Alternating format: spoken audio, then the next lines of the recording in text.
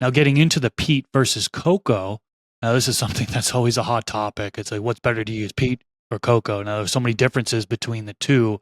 I have personal preferences on which one I like, but I want to hear from you. Can you talk to us about peat versus cocoa? Sure. Peat versus cocoa, both are widely used foundations for living soil blends. Some even use both in the same mixture and mix them or combine them, yet their chemistry and their long-term behavior differ greatly, which, in my opinion, offers some different use cases for each one of them.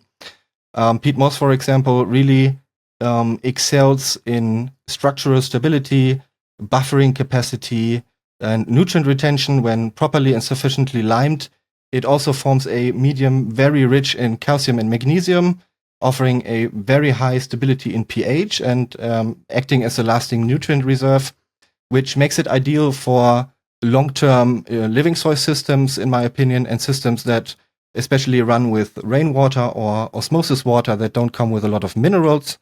Due to its very low pH, it is possible to use a lot of calcium and magnesium because we need that much to actually raise the pH of the peat to an acceptable level of around 6.5, which is pretty much the sweet spot when growing certain medicinal plants.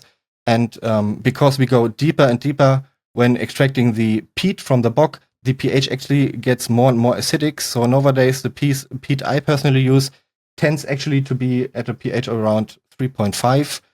Which allows me to use even more calcium and magnesium, which is sort of a good thing, I guess.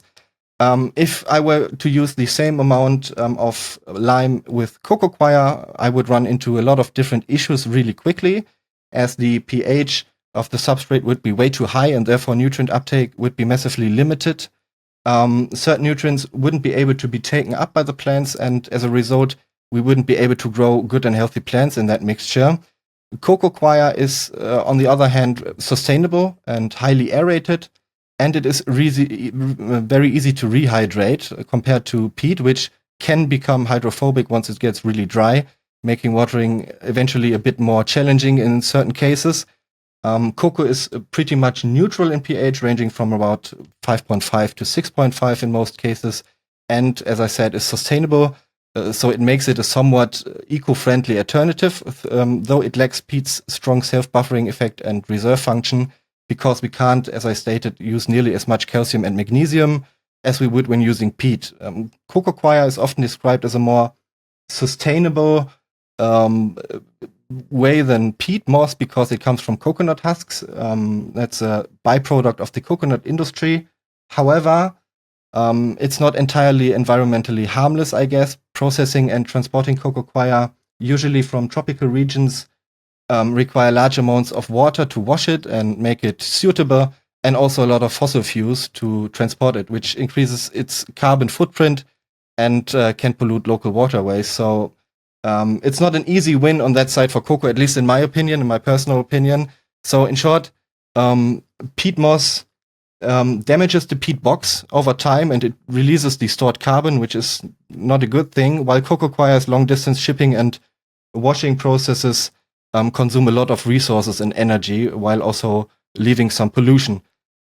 So in practice, peat-based soils, comparing those two, in my opinion, perform best in long-term systems, living soil systems, while Coco Coir systems or Coco Coir blends usually work better in short-cycled or controlled setups, in my opinion.